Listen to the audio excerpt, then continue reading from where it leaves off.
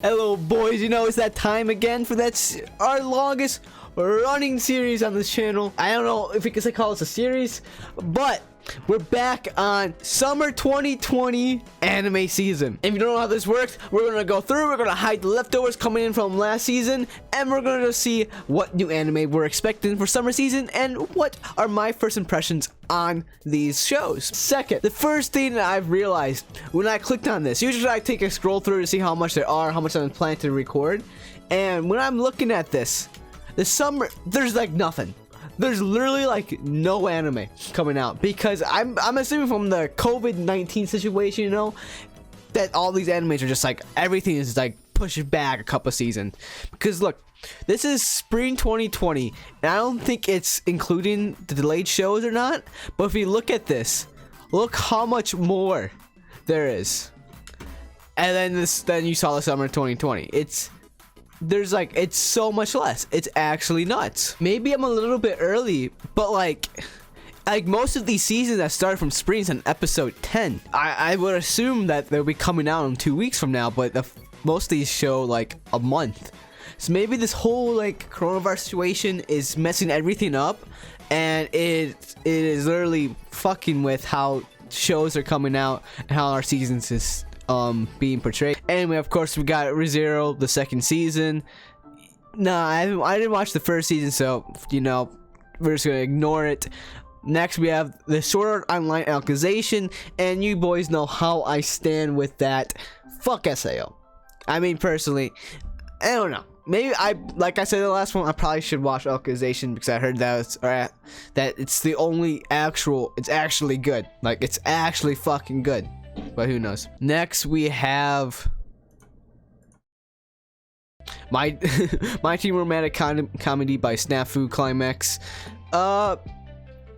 I watched the first season. I have not watched the second season. I think I said this in the last video. That's because it has giant cliffhanger on. And now that the third season, once it's finished, I will watch the second season and I will continue with it. But I know that a lot of change because from the different studios, they changed a lot of stuff that made the first season really good. However, I swore that this was supposed to be in spring. Let me know in the comments if you know, but I swear this was supposed to come out spring. Did this get pushed back because of the coronavirus? I don't know. It doesn't say so, but it might. Next we have Fire Force, the second chapter. That came out fast. Didn't the first chapter just end like a month or two ago? Fuck. Now we're finally getting into the newer anime, I guess you can say, because all these are really more of shows that are second seasons.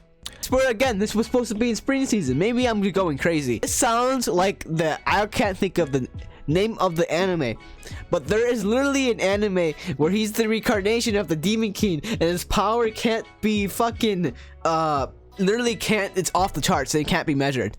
So they label him as Demon King and he gets labeled as a misfit, but he's trying, the only difference is he's trying to prove that he's not Demon King, he's trying to use the power for good type of thing. Okay, I don't know about you, but I fucking love isekai, so we're gonna definitely check this one out. Definitely. But just look at the cover art alone. I think I'm gonna enjoy this show. I think I'm gonna enjoy this show. We got The God of High School. If you don't know, this is a webtoon they're coming out. This is hopefully, if you've been in my streams, we've been talking about this a little bit. I'm very excited for this show. The Tower of the God webtoon that's going out right now is really good, and I really enjoy it. However, this one is just a giant tournament arc of people fighting. Let's just read the bio and we'll go from there. It all begins as a fighting tournament to seek out for the true best fighter among all the high school students in Korea. A taekwondo specialist and a high school student soon learns that there is something much greater beneath the stage of the tournament. Oh, that's something new. So maybe there's even something even more. That's just the tournament arc. That's interesting. But the animation looks really sick. The whole fighting aspect looks really cool. I'm very excited for this show. This is probably one of my most anticipated shows for this season, or for summer season right now, because I love tournament arcs. And it looks like this is a giant fucking tournament arc, you know? This whole anime looks like a fucking giant tournament arc. And so I'm fucking ecstatic about it. Rent a girlfriend. Okay. You can rent a girlfriend, but you buy love. Reeling from a bad breakup, Kazuya rents the beautiful, polite Chizuru for a date, but rock bottom might be so much lower than he thought. Chizuru is more than the pretty face and sweet demeanor he thought he'd bargained for. In today's Japan, rental service can deliver an afternoon with a friend, a parent, even a fake girlfriend. After staging a betrayal by his girlfriend, hapeless freshman Kazuya gets just desperate enough to give it a try, but he quickly discovers how complicated it can be to rent an emotional connection, and his new girlfriend, who's trying to keep her side hustle secret, will panic when she finds out her real life and Kazuya's are intertwined in surprising ways. Family, school, and life all start to go wrong. It's a sweet but naive boy meets a cute, ruthless girl in this 21st century rom-com. Well, at first glance, I thought it might have been one of those things. There's that show with the first-person perspective of the one guy, and he just dates like different people, and they have different storylines, and I thought that's how it was going to be based off this channel art. But I guess it's a rom-com based off the fact that he rents a girlfriend, which is apparently something you could do in his world, and then goes on to become a romantic comedy and start to fall in love with each other, I bet, because their lives are intertwined.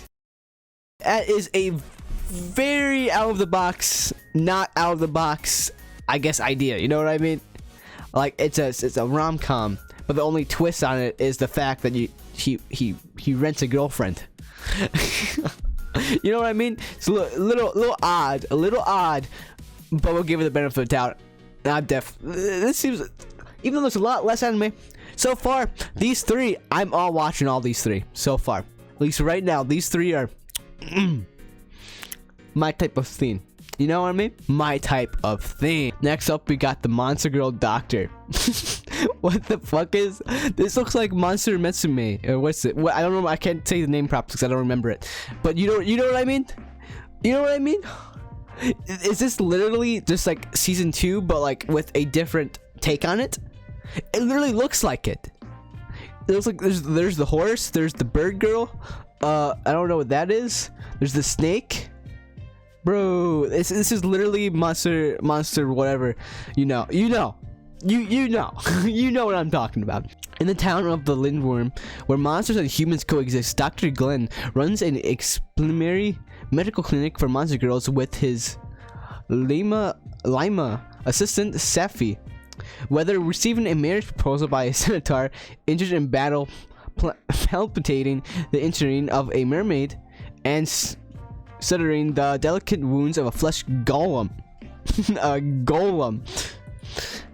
Dr. Glenn performs his job with grace and confidence, but when an unsavory character seeks to steal a harpy egg, how would the unflammable Dr. Glenn respond? This is literally what I was talking about. It's literally the same as that concept, except it's fucking in more medieval times, and he's a doctor. Definitely check this out because Monster Metsume is fucking hilarious, so that's probably as funny too, and we also get some you get some plot. Peter Grill and the Philosopher's Time. Well, I was looking at the tag. It's comedy, ecchi, fantasy, harem, romance, and seinen. I'm pretty sure it messes with the mind a little bit, but just with the tags alone, I'm in. Plus, I see some oni in here, some human. I don't know. Grandpa and probably the main character right here, which is probably for some reason the smallest character in the whole fucking picture. The story is center of the titular protagonist, the adventurer Peter Grill, the strongest man in the world. While he has a girlfriend named Luvilia he's sworn to spend the rest of his life with, Luvilia still believes that babies are delivered by storks. What the fuck am I reading? And the 2 years since their relationship began, Peter and Luffy has not progressed beyond holding hands. In the meantime, various other women, such as 2 ogre twins and an elf, all want him so that they can bear strong children. Peter has to avoid all manner of temptation and plots, all while feeling guilty towards Luvilia. So I'm assuming this is Luvilia, and these are ogres? No, these are oni, right? They're demons with the horn. At least that's what I think a demon would look like. That's the elf. No clue what that is. That's probably the stork that brings the babies. You know what I mean? This is probably just gonna be a funny comedy show. Yep, comedy with not really much plot to it other than ecchi. I swear I've saw this before. Like, this is literally a manga. I think I swear I've read the manga, read stuff about the manga. We have next up Uzaki-chan wants to hang out. Comedy ecchi slice of life. Sakura Shinchi's one of the wish is for a little peace and quiet, but Uzaki Hana, his boisterous, well-endured underclassman, has other plans. All she wants is to hang out and poke fun at him. With the help of her chipper charm and peppy persistence, this might just be the start of a beautiful relationship. Well, this is probably just another plot and funny thing.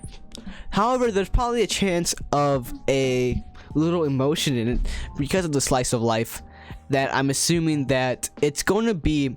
This is my theory for what this show is going to turn out to be, because I have not read the manga fully. I think I saw memes from it, but I think what's going to be is constant poke fun at him and peppy persistence of them freaking out, and she kept like trying to be by himself. Then one night is going to be like dark, and she's going to be leave because he hurt their feelings because she couldn't take it anymore, and she's still going to start crying, and he's going to come in, and it's going to be a beautiful relationship, and it's going to kiss, and it's going to play some Kimi no Na wa music, and everything's going to end. That's my theory on the show. Again, so far the season has been fucking packed, even though there's not that many. I will watch this, and this.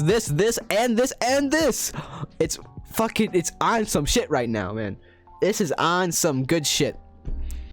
Next we have Decadence, an action adventure sci-fi. So this is a nice shaked up, because before we had probably, it doesn't show ecchi, but I'm assuming this is going to be ecchi, and this is a good fighting one, and this is definitely going to be a little bit ecchi, and this is also ecchi. Oh wait, this one's also ecchi. Oh fuck, this is also ecchi. So this is a nice switch up, you know what I mean? From the thumbnail alone, this looks very interesting. I love, like I said, a more of a cyberpunk style type of thing, like, you know, older time things, but futuristic. I love that. And it looks like it's mainly in the sky this is taking place, so it looks cool. Many years have passed since humanity was driven to the brink of extinction. That's what I meant. The apocalyptic certain emergence of the unknown life forms Gadal. What I really hope with this though is that they don't look like shit. You know what I mean? Okay, let me show you this. There's an anime that came out last season called Listeners, and the bad guys in this show look fucking so stupid. See, look at this. These are the bad guys. You know what I mean? Like, they look so stupid. Like, okay, don't make it look stupid. Please have these, whatever these things are, be something that's actually worth looking at, and it's like actually like, fuck, this is fucked. You know what I mean? Those humans that survived now dwell in a 3,000-meter high mobile fortress Decadence built to protect themselves from the Gadal threat. Oh, so that's why they're in the sky. That makes sense. Denizens of the Decadence fall into two categories: Gears, warriors who fight the Gadal daily, and Takers, those without the skills to fight. One day, Natsume, a tank girl who dreams to becoming a gear, meets surly Kabuyagi, an armor repairman of Decadence. This is it. This chance meeting between the seemingly two opposites, the girl with a positive attitude who never gives up on her dreams, and the realist who has given up on his, will eventually shake the future course of this world. Oh, that's interesting.